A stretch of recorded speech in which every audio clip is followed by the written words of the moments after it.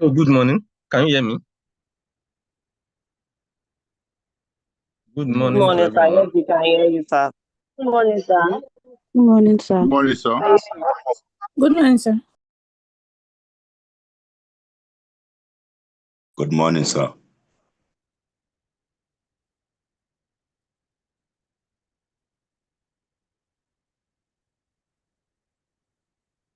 Can hear you, sir. Good morning, sir. Yes, I'm trying to mute my YouTube so that I will not be interacting with the.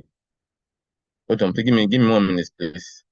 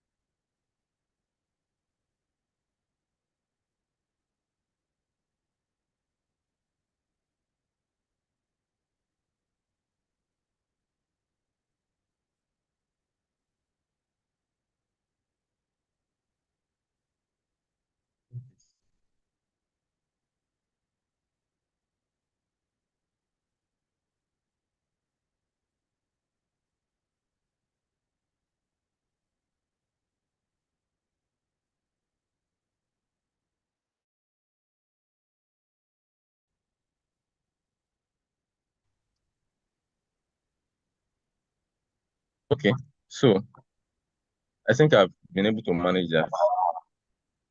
So my name is Mr. Agbola by name, and I'll be teaching this course together with two other lecturers.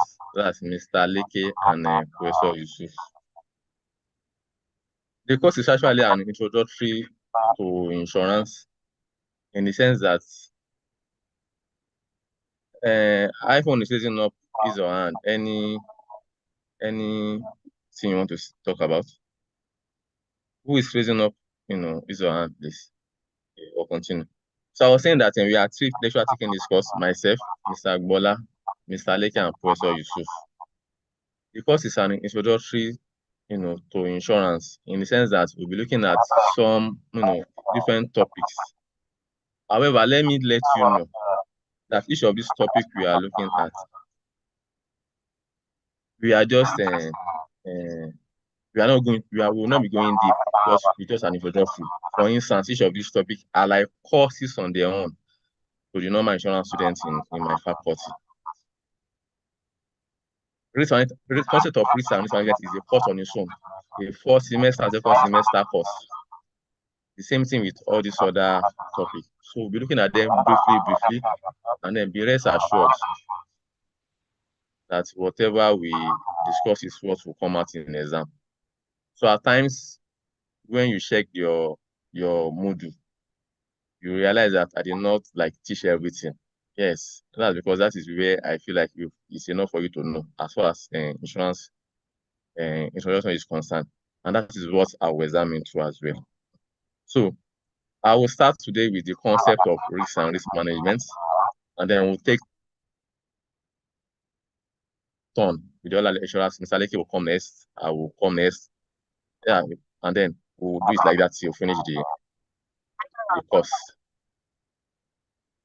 So I will send this topic allocation to the class rep so that he or she will know which lecturer to inform next regarding their classes. So I will stop sharing this and share the material for the.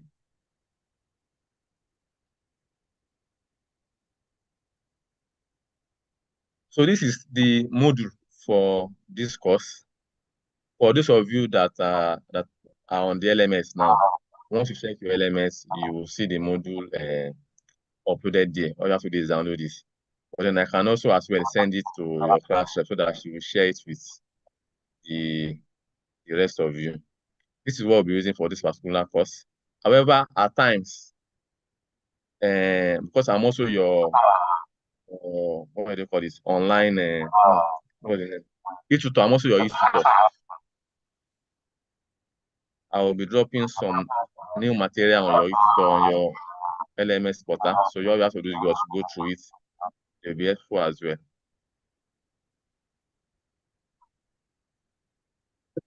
So I'll start this topic today with the concept of risks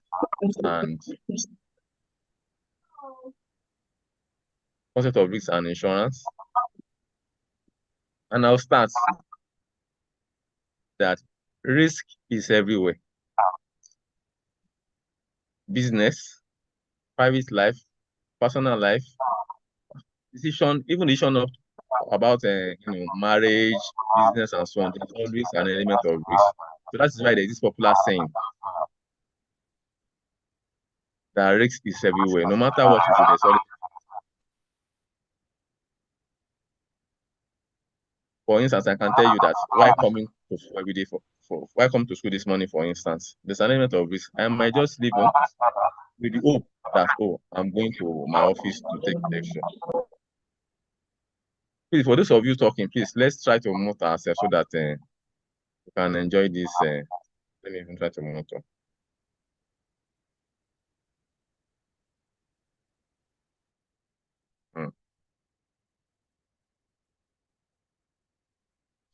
So I was saying that while leaving home this morning, the belief was that, I'm going to school to take a lecture. But do you know that sometimes what you actually wanted might not actually be? You start a business with the idea of, I want to start a business, I want to make profits. Of course, at times you ended up not making profits. You go into a relationship, well, it might even be marriage, with the idea that, I'm going to have a sweet home. I'm going to have a very last marriage, just like my father. But then realize that as time goes on, 2, 3 years, the marriage failed. So we're saying whatever you do, there's always an element of risk.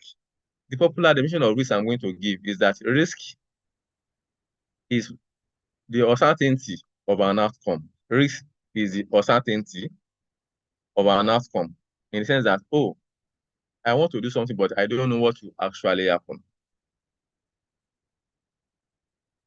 You decide to, apply for this program, DLI. And then the idea was, by 4, 5 years time, I'll graduate. But at times it might not be so. You might graduate, you might not graduate. You left your house early in the morning, go to work. The idea is that, by the time in the evening, I'll go back home. You might not get back home. So many things happen every day. It might be, you enter one chance, it might be something, so many things can happen. So I say that whatever it is you do in life is an element of risk. And this risk is what is caused what of what? Of uncertainty of an outcome. We don't know what exactly will happen. I want to go into business. Will I make profits? I can make profits, I can make loss. I want to go into, I want to study, I want to go to school. I might graduate, I might not graduate. So that is basically, we are saying that every human activities, be it business, there's always an element of risk involved. So what if some example of those we have is what the risk of being attacked by terrorist group. Yeah. Risk of being injured in a motor accident, risk of flood affecting village. So we are saying things might happen that what is not favorable. Having said that, I will give oh yes, this is risk is authentic concern. I'll give one definition of risk that I actually like a lot, which is that what risk is a condition. You can see it on the screen as well. It's a condition in which there's a possibility of an adverse deviation from the desired outcome as expected or hoped for. I will try and thoroughly examine this definition. It's a condition in which there is a possibility of an adverse deviation. Possibility means that it might happen, it might not happen. The word adverse deviation means, you were expecting something like this to happen. But then there's a possibility that what you're expecting to happen will not occur. So that is simply what risk is. The question now is, now that we know that what risk is everywhere, you might not be able to avoid risk. We then move on to risk and related terms. What are those terms that are related to what? To risk. We've established what risk is, uncertainty of an outcome, a possibility that there will be an adverse. The word adverse means negative. Adverse deviation from the desired outcome. I will stress on this very because this, once you don't get to know what risk is, the rest of this, this course might not be easy for you. When we say risk is a condition of an adverse deviation, the idea is whenever you want to have a business, what you are expecting to happen is what? Is to make profit. But we're saying that there might be an adverse deviation from what you expected. You expected to make profit, but what you might end up making loss. Because that's what adverse deviation from what is expected or hoped for. You left your house in the morning, hoping to get back home. That's what you expected, to get back home in the evening. But we are saying that there might be adverse deviation. You might not get back home. So we are saying that risk simply means when there's a possibility that what I'm expecting will not occur.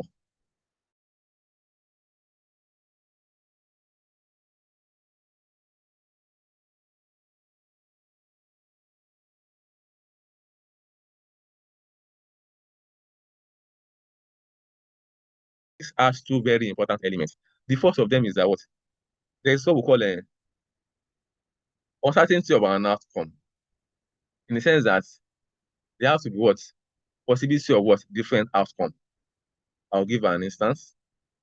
You decide to leave your job here in Nigeria and then to jackpot to maybe UK or Canada. You've taken a decision. There are different outcomes for that decision you've taken. You might get there and everything will work out fine. That's one outcome. That's one possibility that might occur. But you might get there and then since we not work out and you regret not staying back in your country. So we are saying for something to be regarded as a risk, there must be more than one outcome. There must be more than one outcome. You decide to start a business. What are the outcomes? Whether make profit or make loss or break even. So in this case, there are more than one outcome. You decide to get married, there's more than one outcome. It might turn out well, it might not turn out well. You decide to apply for, you want to study, you might graduate or you might not graduate.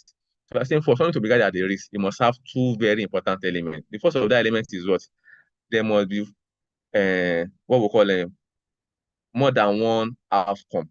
And I've given the several examples. The second element is at least one of these outcomes must be negative. At least one of these outcomes that we mentioned earlier must be negative. So in the case of starting a business, we said the outcomes can be you might make profits, you might make loss, or you might break even. In this case, there's one negative outcome, which is making loss. Decide to travel to Japan, to another country. We say you have more than one outcome. You might go there and things will turn out well, or you might get there and then it will not turn out to regret. That's a negative outcome. So we are saying these two elements must be present in everything that will be regarded as a risk.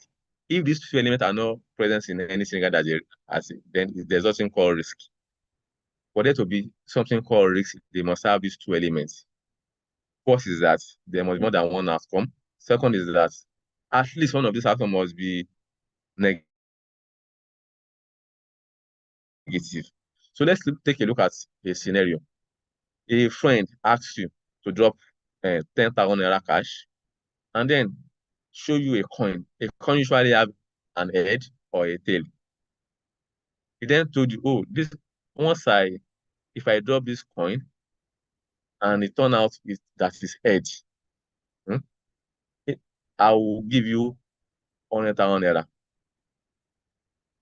Of course, you drop 10,000 naira.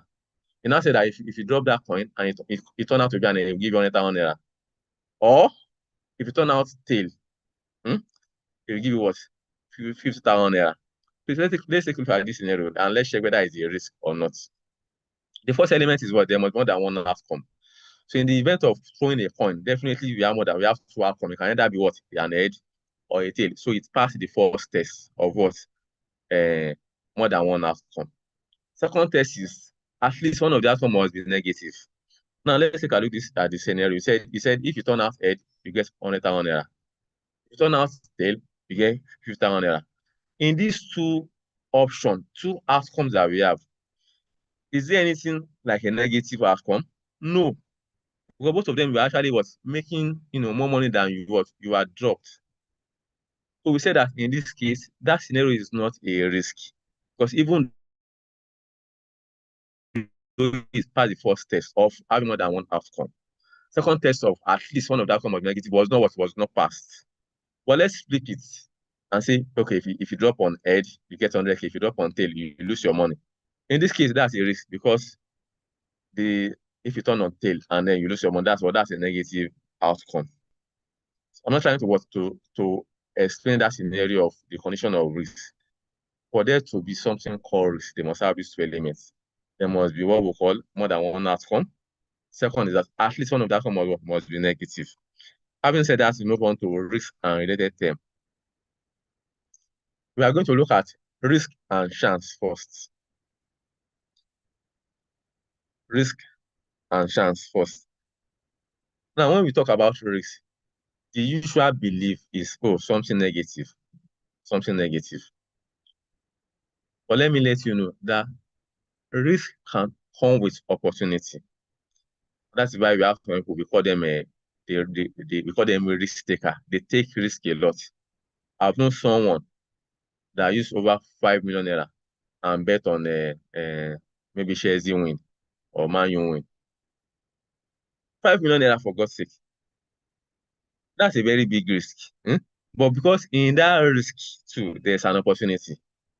He might lose the money, or he might end up making far much more money than what that he actually stakes. So I think for every risk, there's also an opportunity. So don't let us, as someone that have taken insurance course now, let us know that risk is not always negative. Risk always comes with what? Opportunity, and then you might make profit from risk. After all, when you start a business, you either make profit or loss. So there's an opportunity, there's also a loss there.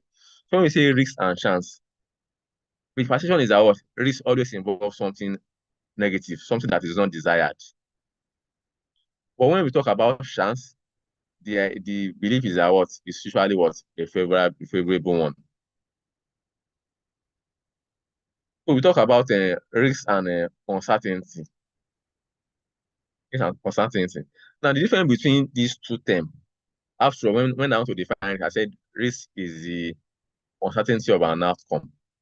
But the difference between them is in the sense that as far as insurance is concerned, when we talk about risk, there is always a way that we can measure it. Insurance always have a way of measuring risk. Based on past experience, so have happened before. So based on this, there's a 20% possibility that this will happen. When we talk about risk, we can always attach, the possibility of it happening. But when we talk about uncertainty, we don't have any information on it.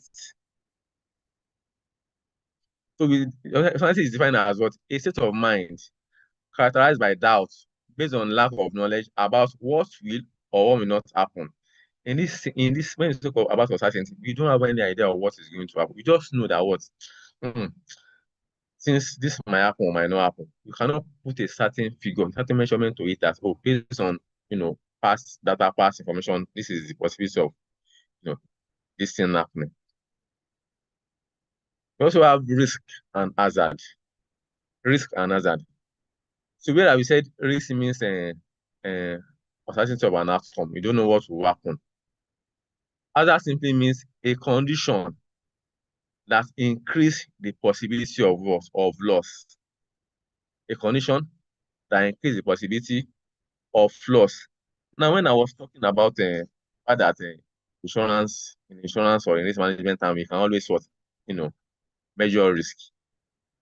We can measure risk based on two variables. The first is based on frequency. Frequency. Frequency means like number of times. It happen. Or based on severity. In the sense that even if it happened, what will be the impact? I'll give an instance. A manufacturing company have realized that over time, based on their past experience, they've been experiencing 2 incidents in which machine injured or kill a staff, an employee. For the past 5 years, they've been having an average of what? Of 2 incidents. So this is what they can see that what? Oh, the frequency of this risk happening is what? Is twice a year. The number of times it happened. When we talk about severity, we are looking at if it happened, what is the cost implication? What is the impact if it happened? In this sense, we look at, maybe the first time it happened, the employee hand only cut, and then we just have to give the employee an artificial hand, and so on. We spent like maybe 2 million naira. Or second time it happened, the person actually died, and we have to spend a lot of money in communicating the family. So that is severity.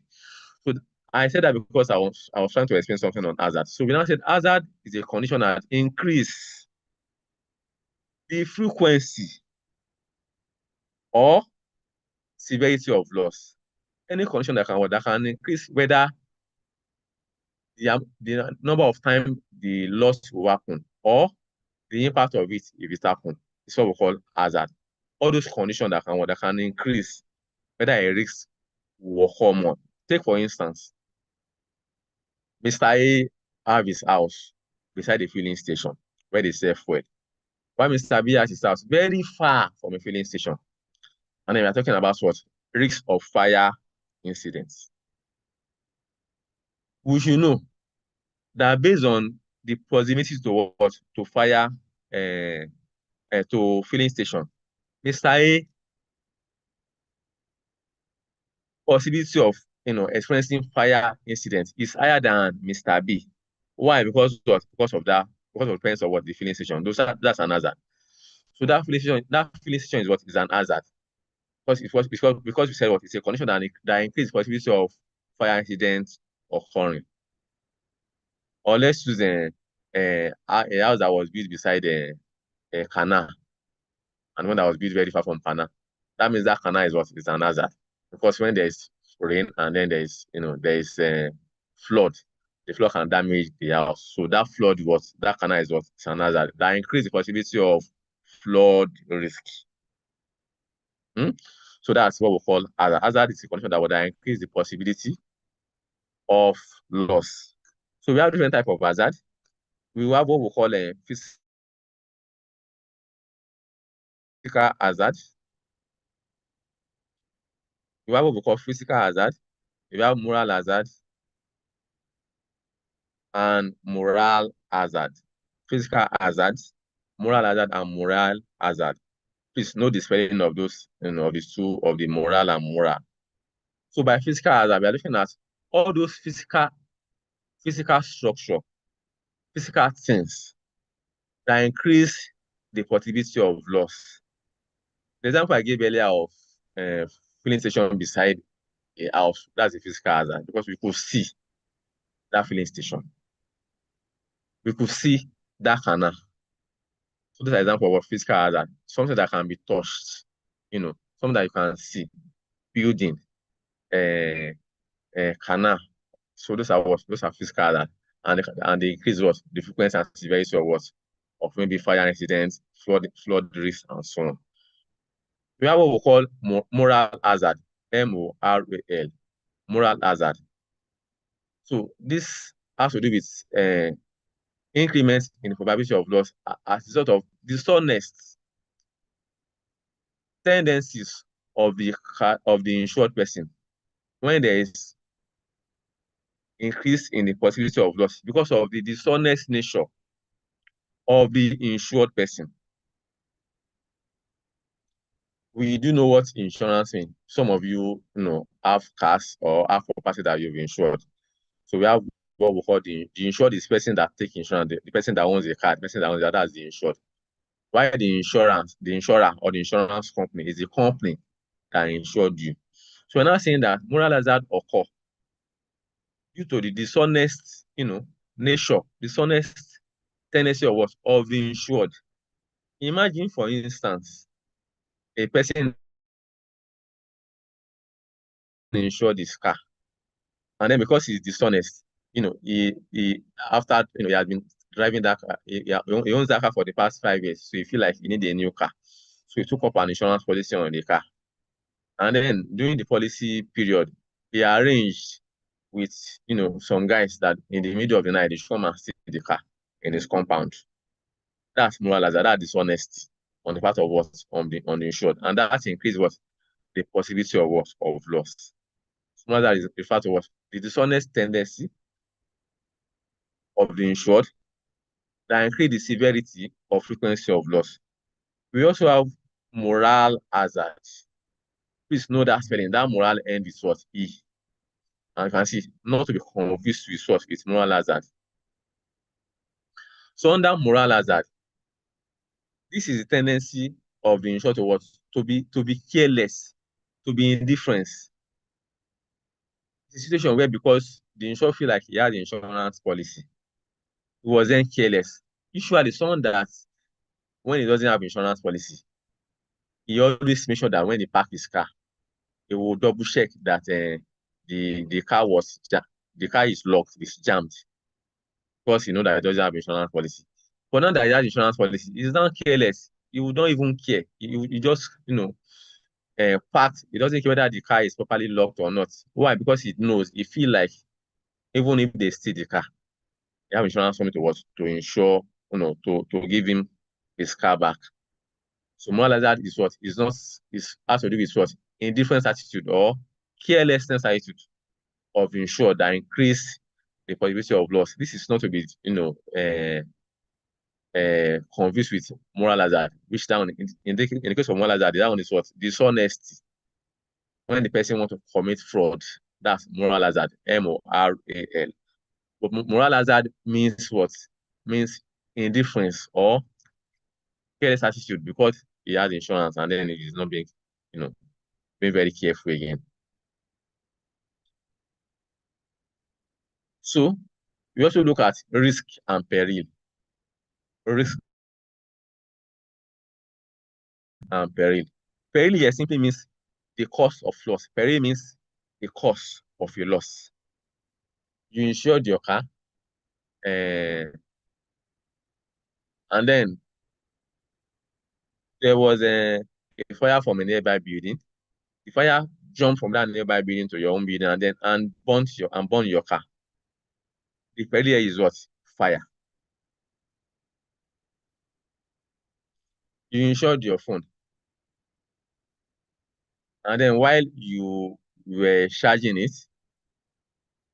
someone came and stole the phone. The peril here is what? Is theft. That was the cost of the loss. Peril simply means the cost of a loss. You insured your life, we have what we call life insurance. And then the person had an accident and died. The cost of loss is what? Is accident. So we heard the peril is what? Accident. Or maybe the person killed himself. He said the peril is what? Suicide.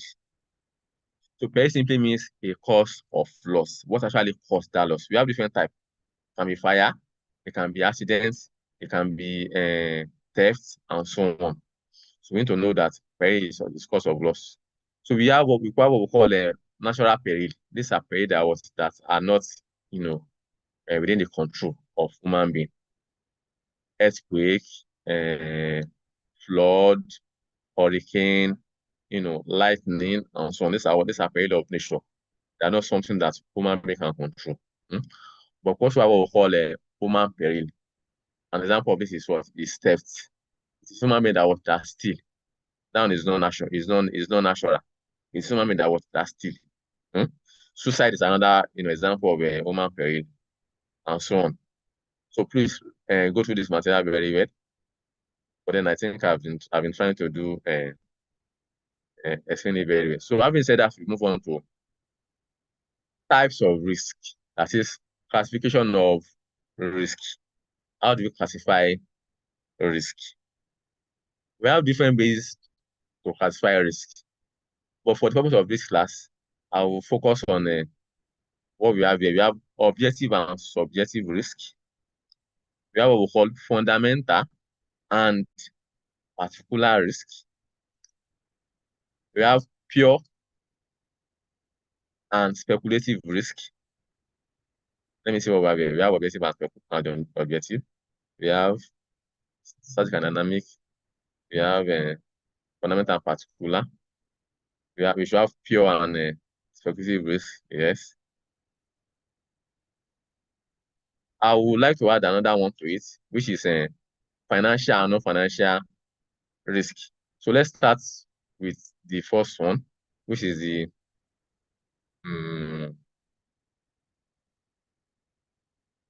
objective and subjective risk.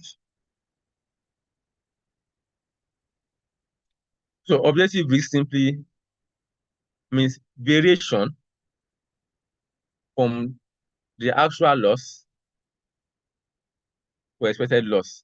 Now, let me tell you one thing about risk, is that we human beings, probably because of based on our experience, or what we've gone through, we have different perception of risk. Like I said, me, I cannot use my 1 naira to play bets. Me, I will not do that. But I know some friends that they can use their last card to play bets. I know some people that what they like is night traveling. They don't like traveling during the day, but they'll be going to maybe Sokoto or Kaduna, and they will intentionally, book night traveling. I can't do that. So based on our experience, we look at risk differently. Some like risk, some are risk taker. Some are risk taker. Some are risk averse. They don't like risk. We have what we call a risk neutral as well. So based on this, sometimes some certain circumstances, people will look at the risk differently. So when we talk about objective risk, is the difference between actual loss and expected loss.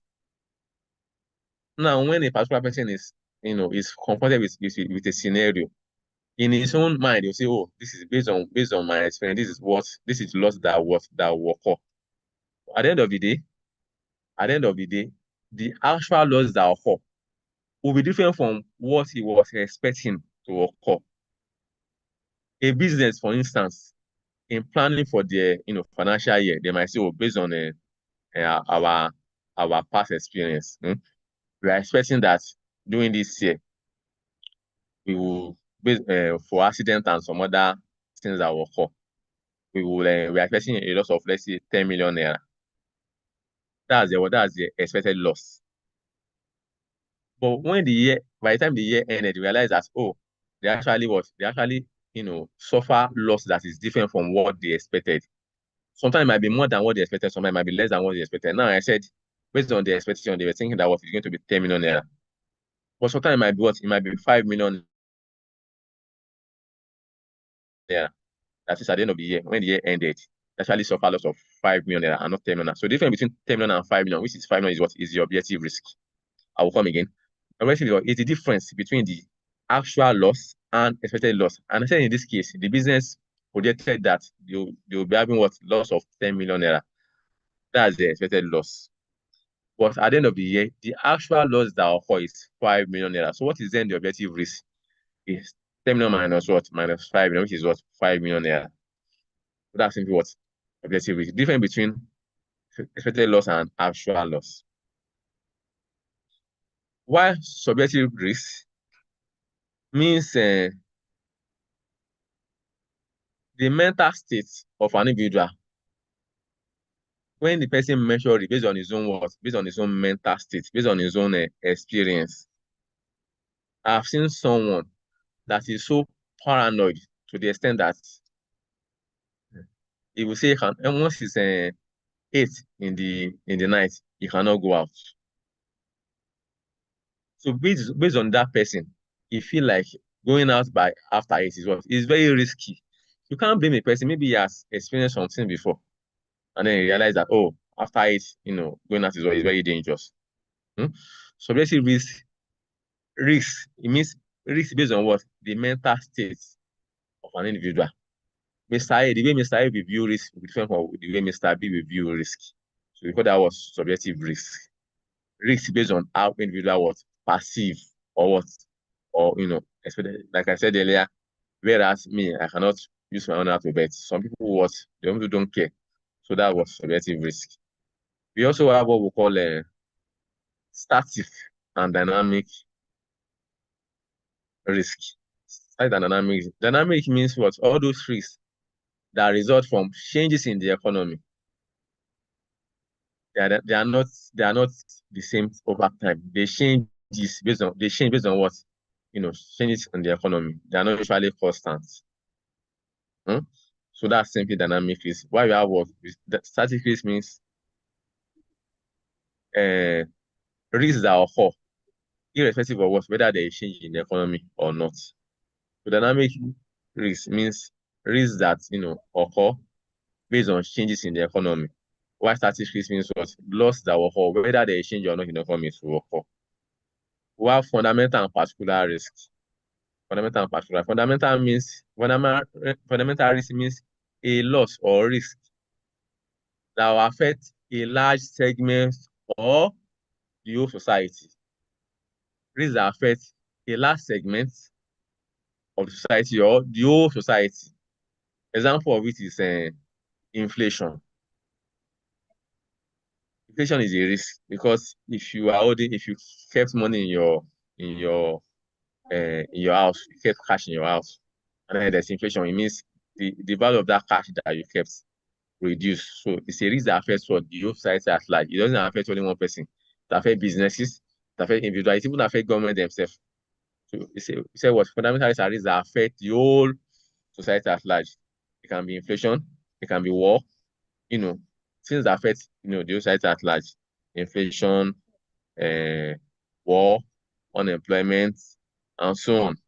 Why particular risks are risks that only affect specific individual or some individuals. It doesn't affect the whole society. It only affects some specific individuals or just one individual. Example of it is theft. Theft of course, once a theft case will only affect probably few people. Theft cannot affect the society at large. Or maybe fire incidents. If there's a fire, worst come to worst, it will affect maybe 3-4 different houses. So and that's still a particular risk that affects what only a small segment or an individual society. We also have what we call a pure and speculative risk. Pure and speculative risk. So speculative risks are risks in which there's a possibility of loss or profit. In speculative risks, there are 3 outcomes. You either make loss, you either make profit, or you make even. That is, sorry, you break even. You don't make profit, you don't make loss. So speculative risk means a risk that is there's a possibility of loss, gain, or no loss. So a common example of speculative risk is what we call gamble. When you gamble, sometimes when you play bets, you can make loss when the bet did not come, or you can make profit when the bet when you win the bet. At times, there's an option of cash out in which you end up getting back your money. Or when you invest in stock, when you invest in shares, you either make profits, make loss, or your money still remain the same. So that's speculative risk. When there's a loss, gain, or no loss. As against to pure risk, in which case there's only what? A possibility of loss or no loss. Whether make loss or you don't make loss. There is no chance of making profit in pure risk. Unlike speculative risk that you can make profit, make loss, or no loss. In pure risk, you can only make loss or no loss. Example is what? Theft, fire. Once you have your house, you have your car. Say that what? Your car is not stolen or your house is not burnt. In this case, there is no loss. Or your house get burnt or your car got stolen. In this case, there's what? There is loss. So pure risk means situation in which there is loss or no loss. I said I also want to add financial risk and non-financial risk. That's something in the material, but I want to add that, and you need to note that. Financial risk means risk in which the consequences can be measurable in monetary terms. Risk in which the consequences, the impact, can be measured in monetary terms. Loss of your phone, for instance, you know what your phone costs. Your car got burnt, for instance, you know what your car costs, right? Your house got burnt, you know what it costs to build the house. You can just say, oh, based on the current value of this phone, I lost 1.5 million naira. So that's financial risk. Why non-financial risk means a loss that cannot be measurable in monetary terms. Common example of this is what we call emotional loss. Things happen between boyfriend and girlfriend. They were dating, and then one of them served the other breakfast. Yes, you lost in the sense that there was free because in the sense there was we said we have a outcome. They can both you can either not break up or break up. And one of them is negative. But it cannot be mentioned what you cannot tell an insurance company that I want to insure myself against a relationship breakup. They will tell you what are you going to lose. You'll not be able to put it in monetary terms. So that's that on a type of risk. We move on to okay, so you can see what I was saying, that yes, we have classification of pure risk, but I'll not talk about that because I think that this is just an introductory class. So it means I also know what's not set anything like that. Whatever I talk about is what you should be expecting to come out. Of course, always try to read up your material. No knowledge is lost. Having said that, you look at risk management. We've established the fact that risk is everywhere. There's nothing you do that there will be no element of risk. The question is, now that we know that risk is everywhere, what we have to do is what? To manage it. We need to what? We need to learn how to manage risk. For your level, I'm going to tell you that there are 4 basic ways of managing risk. 4 basic ways of managing risk. That might not be in this material, so please put that down. You need to. First is that you avoid. Second is you prevent. Third is you reduce. And fourth is you transfer. I will come again. You either avoid, you prevent, you reduce, or you transfer. So by avoid, it simply means that thing that is bringing risk, you will not do it at all. Or because you think that you might, suffer breakfast in a relationship. What will you do? You're not going to any relationship. That's you avoiding what? Avoiding heartbreak risk. You think that if you do business, you might make profit or make loss, and you don't want it. What you do? You not venture into any business. In that, you not make loss. You've avoided what? That risk. Since you're not doing business, you cannot make loss. You think that when you go out every day, you might be involved in accident risk, or you might be kidnapped or something. What will you do? You stay indoor. If you're in your house, nobody will come and kidnap you. At least that's what you think. So those are ways of what? Avoiding risk. By not having anything to do with what? With anything that will bring that risk. I can tell you for free that you cannot avoid risk. Risk is not something you can avoid. I've seen a scenario. I just said now that if you don't want to have accident, you stay indoor.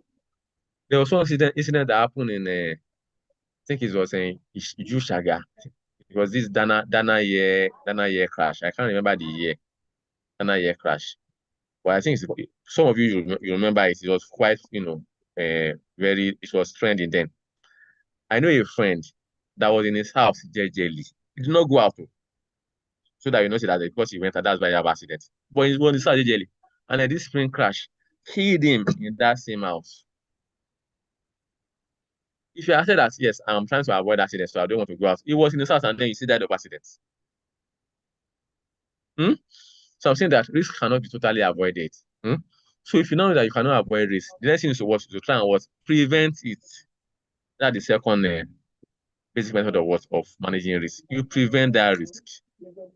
When we say prevent, it means you trying to to reduce the likelihood of that risk occurring. Try to put something in place so that that risk will not occur. Example I normally give is a filling station. Go to a filling station, for instance, you will see so many signs, so many notices. Please do not use phone. Use of mobile phone is not allowed. Please switch off your phone. They're trying to They're trying to prevent risk. They believe that in making use of phone can increase the likelihood of fire as incidents. So they are trying to They're trying to prevent risk. But at times, and I've seen cases where it is when some people are in finishing, that's when they remember that they want to pick up. Some very crazy people. You saw the sign, do not use phone. And that's when you know that you want to pick up. You can have some mad people like that even though they see that sign, they still not follow that sign. So it means even though they try to prevent that risk, it might still occur. So they can switch to what we call the third option, which is reduction, reduce risk. And what the filling station when trying to reduce risk? You will see in filling station they have all this fire extinguisher. They put it around the filling station. That is them trying to reduce risk. Reduce risk means trying to reduce the impact of that loss should it occur. Now they've tried to prevent it, but some people will still use phone and then there can be fire incident. But they want to reduce the impact of that fire incident. Do you know that when a fire just started, before it gets totally blown up, a simple fire can take off that fire. So they're trying to reduce that fire, the loss from that fire incident. But sometimes too, it might also you then move on to the fourth option, which is transfer. Transfer means you transfer your risk to another party, to another person. Common method of transfer is what we call insurance, where you have your own risk. You then approach another person, call an insurance company. You pay that person small money. For instance, you have a phone worth, let's say, 1.5 million naira, and then you insure that phone. The insurance company might just say that you should pay 100K per year. It's even too much, maybe 50K as premium. So when you pay the 50K to the insurance company, they will then guarantee you that during that year, if your phone should get lost, they're going to buy you a new phone. And say that's a transfer. Or maybe you have a car and then you insure it for comprehensive motor insurance policy. Like if my car got burnt or car stolen, you are going to give me another car. So that's risk transfer. But then transfer doesn't actually means only to insurance company. Sometimes you can transfer risk between you and another individual. For instance, some landlords, when trying to give out their house to a tenant, they will draft an agreement. They will then transfer their risk. They'll say, if the pumping machine should spoil or something should damage, you'll be liable to repair it. You can say that they transfer their risk to the tenants. So that's how to transfer risk. The materials still have many other things that you want to read. But like I said, it's always good to read them. But I don't believe that it's an introductory class. You should stress yourself with all this risk management. It's a course on its own. But just know that risk management means the process of identifying a loss and then selecting the most method of treating that loss. You identify a risk and then check for the best option to manage that risk. Is the best option avoidance? Is the best option risk transfer? So you decide what you want to do after identifying that loss. So please read up on the material, and then we'll call it a day for a day here. Please, any question? I can see some hands up. Any question? Yes, I have a question. Okay, go ahead, please. Raphael Yeah. Anthony, right? Yes, sir. You were explaining that risk management. I didn't really get what you're saying. I said risk management simply means, well, from the word, a way of managing risk. But I will tell you that risk management means Sorry, sir. I was meant to say pure risk management. pure risk. Yeah. Are you talking about pure risk, type of risk, or under risk Yes, sir. management? Types of risks. Type Pure of risk. Oh, okay, pure risk. I said pure risk means a risk in which there's only a possibility of loss or no loss. You either make loss or you don't make loss. You cannot make gain from it. And I give an example of you having your house. Say that your house got burnt, in which case you made loss, or your house is intact, there is no loss. As opposed to speculative risk, in which you can make loss, make profits, or not make loss. I give you an example. When you invest in stock, you either make profits from the stock, or you make loss from the stock, or your stock still remain with that same value. Any other person? Yes, sir. Good morning, sir. No. My name is Gabriel. In the risk management, you mentioned the first point, avoid. And you said in that point that risk cannot be totally avoided. Also, someone that is working in a manufacturing company, like cement factory now, which is machines normally injure or cause accident. If someone now decide that, yes, I don't want to work in this, is it not the person avoid an accident or what? Is it not totally avoid? Yes. That's I'm not saying that risk cannot be totally avoided. I'm only saying that because risk comes with opportunity, you want to what? You don't want to avoid it, because it means if you try to avoid it, you also not make profits. You cannot say because there is risk in business, you not do business. Because you want to make profit as well. So that's what I mean by that. Hello, sir. Okay. Next person, please. Good morning, sir. Good morning, sir. Can you hear me, sir? Good morning. I can hear you. Good morning, sir. Sir, you talk about type of risks and related terms. Can you hear me, sir? Risks and related terms. Yes, I can hear you. So about the moral hazard, please, I want you to put more light on that moral hazard. I don't really understand it. You talk about you committing fraud. Can you hear me, sir? Yes. I want you to explain about that moral risk again, put more light on it. Okay, so first thing, I said hazard means a condition that increase the possibility of loss. And I said we have different type of hazard. I said moral hazard means the dishonest nature, dishonest tendency, fraudulent nature of the insured that increase the possibility of loss. And I said, for instance, a man that has a car, and then he saw a new car that he liked, but he doesn't have money to buy that new car. Then what? Dishonestly, fraudulently ask some people to arrange so that they can steal his car, so that the insurance will not give him money to buy a new car. You can see so it means dishonest nature, fraudulent nature that increase possibility of loss. So you are saying that it's a case where the insured has to be dishonest, to be fraudulent, so that you can make profit from the insurance policy. Hello, sir. Okay. Hello. Yeah, go ahead. Yes, Unite. Let me say, I insured a house. So let me 50,000 every month. So let me say later I didn't pay for. Someone asked, let me say, like a risk, like the house got burnt. I insured my house on insurance. So the house got burnt. With the insurance, pay back. Will they help me with the house back or what? See, I missed a month without not paying them. Like okay, you not pay premium. Yeah, I think my premium during that Okay. month. And that, Of during course, that month, you see, first thing first is that insurance premium are usually a year. It's okay, usually a year. Once you have policy okay, for, let's say you want to start January 1st, you must pay premium okay, for that year. After that year, you not pay any premium again.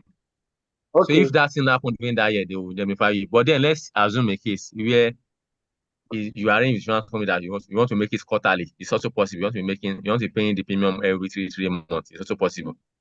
If okay. you But miss with that, premium and you not pay the premium, yeah, it means that and there's a loss, you will not pay. they will not pay it. But if You this will not pay time, because there's some okay. Hello. Hello, any sir. other place.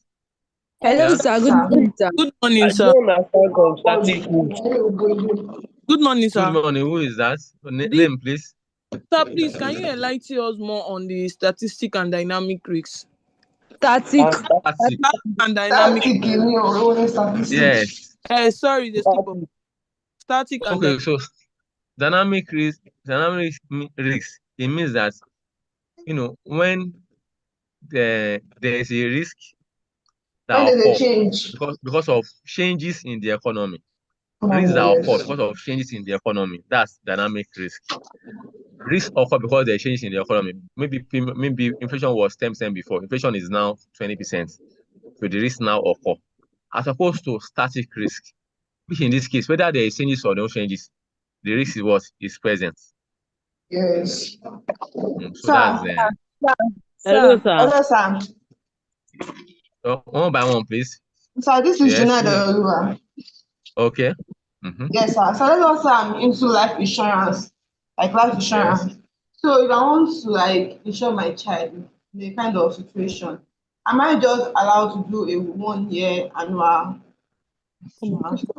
You want to insure your child or you or Yes, a yourself child. No, a child. for life insurance?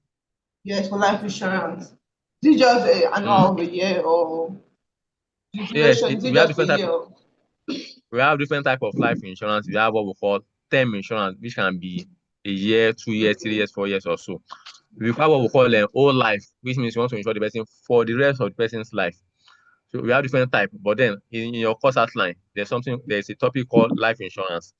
It's going to be discussed more when we are doing life insurance. Thank you, sir. Hello, sir. Good morning. Good morning, This is sir. Hello, sir. Chizoba Nwas, yes, go ahead. Yes, sir. Good morning, sir. Okay, sir, please, you mentioned risk can be measured, and then you talked about frequency. Please, can you And just severity. more on that one, please? Yes. You said When I yes. talk about risk measurement, that is insurance or risk managers have designed ways to measure risk. And I said we have two ways, two parameters. It can either be based on frequency, that is the number of times the risk will likely occur. That's frequency. The number of times the risk will likely occur. And I said, for instance, maybe over the past 5 years, a company have realized that over time, we've been having that incident occur like 6 times in a year. So that's frequency. Sir, Severity means. Good morning, sir. Please, can I go on with my question?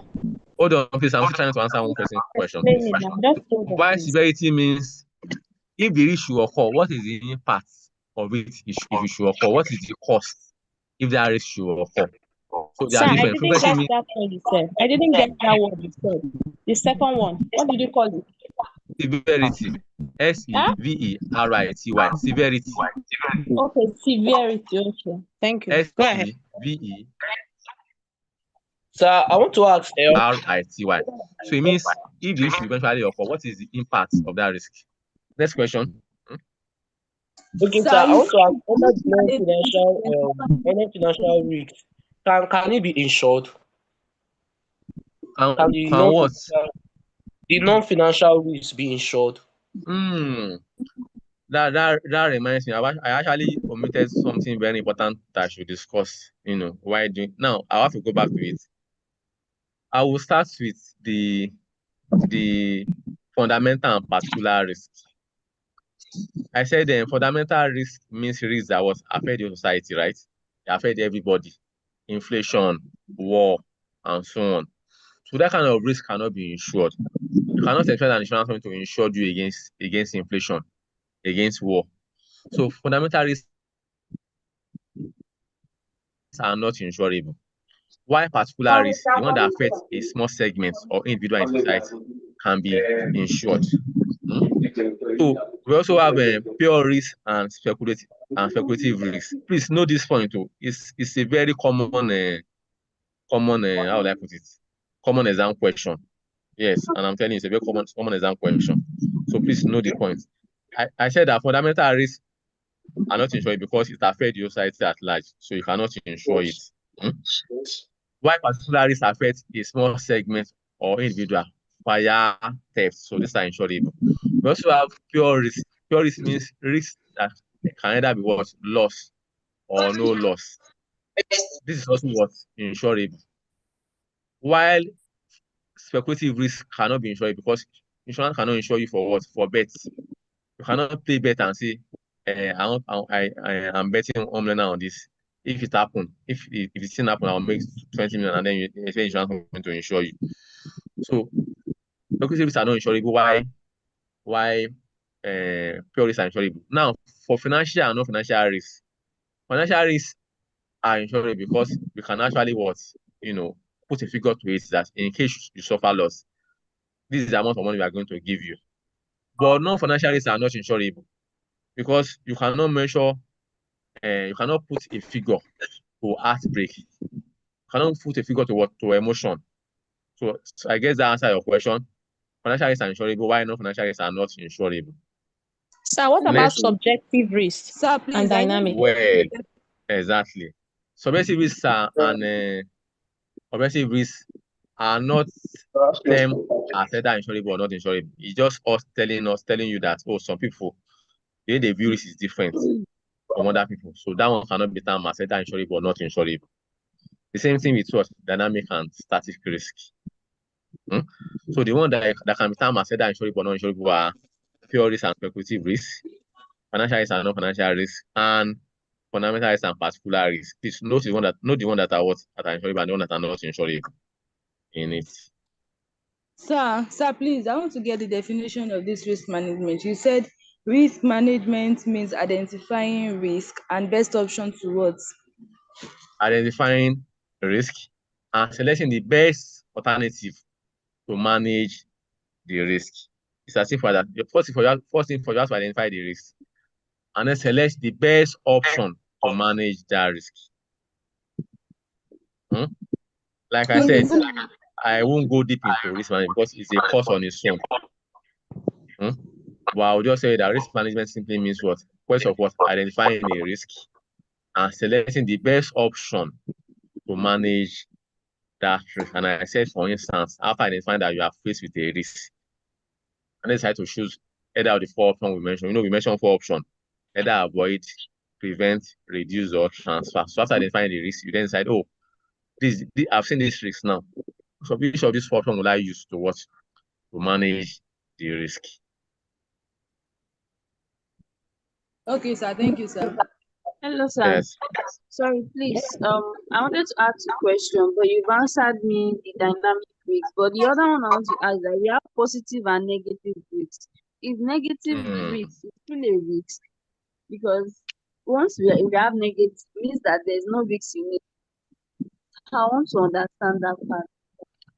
So I never said we have positive and negative. I only said that risk can come with positivity and negativity.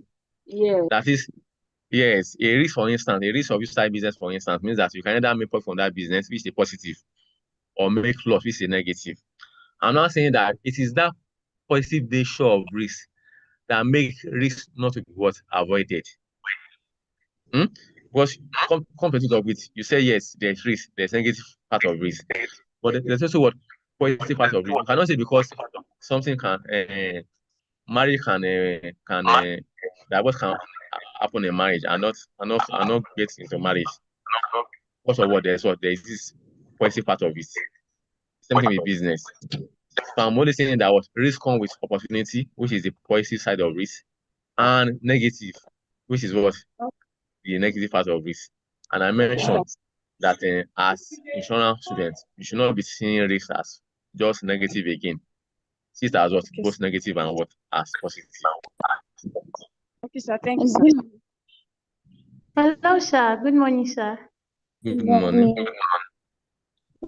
Sir, please, about the static and the pure and speculative risks.